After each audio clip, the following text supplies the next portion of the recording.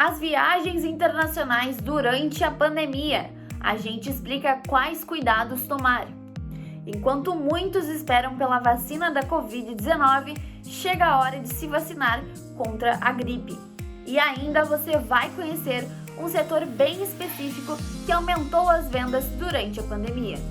E esse é o Breaking News, produzido e apresentado pela nossa equipe, cada um em sua casa. A edição remota está no ar.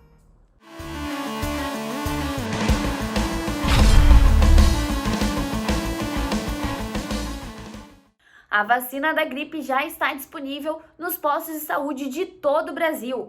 E o que é preciso para receber a imunização? No dia 12 de abril, o Ministério da Saúde lançou oficialmente a campanha nacional de vacinação contra a gripe. Ela durará até o dia 9 de julho e este ano tem como expectativa imunizar 80 milhões de brasileiros gratuitamente através do SUS. O objetivo também é diminuir os casos comparado aos anos anteriores, já que apresentou excelentes resultados em 2020. Vale lembrar que, segundo os especialistas, é necessário respeitar o intervalo de pelo menos 14 dias entre a aplicação da vacina da Covid-19 e a da gripe. O imunizante contra o coronavírus deve ser priorizado. Com a pandemia do novo coronavírus, a nossa realidade passou a ser outra. O álcool em gel e a máscara passaram a ser utilizados durante todo o momento em que circulamos fora de casa. E como ficam as viagens internacionais? Eu explico para você. Já faz algum tempo que essa é a realidade de pessoas no mundo inteiro. Máscaras de diversos modelos e tecidos e ainda o álcool em gel passaram a ser grandes aliados para sair de casa e se proteger. Pois é, mas o que antes era visto como algo temporário e que logo deixaria de fazer parte do nosso dia a dia, ainda deverá permanecer na nossa vida por um longo período. É o que explica o professor de Relações Internacionais da SPM Porto Alegre, Roberto Wibel. Para ele, independente do motivo que levará a pessoa a sair de casa, o uso deste método preventivo se manterá presente. E isso não apenas em países subdesenvolvidos, mas também em nações que já estão bem adiantadas na vacinação populacional. Eu acredito sim que a OMS deverá manter essa política durante um bom tempo, talvez nos próximos 6 meses, 1 ano, e também após o fim da pandemia da Covid-19, porque nós vamos ter essa pandemia evoluindo de diferentes maneiras, em diferentes estágios em cada país. Provavelmente os países da União Europeia, os Estados Unidos, o Canadá, a Austrália, a Nova Zelândia serão os primeiros países a zerarem a pandemia, zerarem o número de casos, de óbitos, em virtude da vacinação. Países em desenvolvimento, como o Brasil, os demais países da América Latina, estarão em um segundo estágio. Países do continente africano, do continente asiático, à exceção de China, Taiwan, Japão, Coreia do Sul, deverão estar em último nesse estágio de finalização, de conclusão da pandemia da Covid-19, assim como nós vimos nas pandemias anteriores, principalmente a pandemia da H1N1, a pandemia da gripe espanhola e na epidemia do Ebola alguns anos atrás. Mas, mesmo com o fim da pandemia e os países abrindo as fronteiras, ainda assim as medidas de segurança serão mantidas de acordo com Roberto.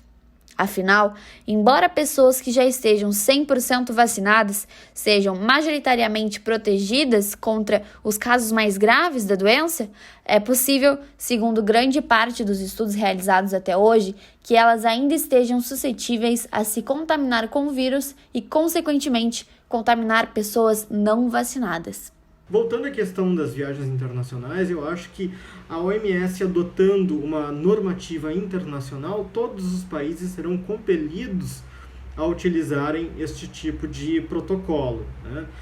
Caso não seja obrigatória, acho que será um movimento natural dos países da União Europeia, Estados Unidos, mas também outros países, os nossos vizinhos aqui, Argentina, Chile, em virtude de evitar um número maior de contágios e talvez um repique da pandemia ou novas ondas, né? Já no Brasil, acho que isso depende muito das autoridades sanitárias do Brasil. A gente vê a Anvisa muito envolvida na questão de autorização de medicamentos, de tratamentos, de vacinas para a Covid-19, e acredito também que ela poderá impor, junto com a ANAC, Agência Nacional de Aviação Civil, e as outras agências reguladoras, a obrigatoriedade de uso de máscara para turistas estrangeiros viajantes que chegam em território brasileiro. E, em última medida, acredito talvez que os governadores, dentro daquela lógica da diplomacia subnacional, também obriguem as pessoas que chegam, principalmente em aeroportos e portos, caso aqui do Rio Grande do Sul, no Aeroporto Internacional de Porto Alegre,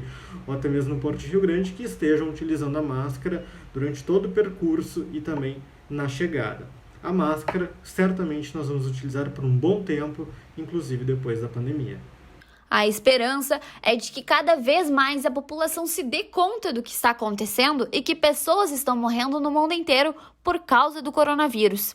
Ainda assim, vale reforçar que todos devem se cuidar e manter as regras. Usar sempre máscaras de boa qualidade, manter pelo menos 1,5 metro de distância de outras pessoas, evitar quaisquer ambientes mal ventilados ou com alguma chance de aglomeração e higienizar frequentemente as mãos, lavando com sabonete e passando álcool em gel. Para que imagens como essa, vivida em um passado não tão distante, possa voltar a fazer parte do nosso cotidiano. Ao contrário do que muita gente possa imaginar, tem um setor que registrou aumento nas suas vendas durante a pandemia. Você sabe imaginar qual é? Cuidados com a pele tiveram um aumento de 21,9% durante a pandemia de Covid-19. Mesmo em um ano repleto de incertezas devido ao isolamento, a perda de empregos em alta escala e ainda a adaptação a esse novo cenário, o setor de higiene pessoal, perfumaria e cosméticos teve um avanço. O crescimento foi de 5,8% e os maiores destaques foram as máscaras de tratamento facial e os esfoliantes corporais.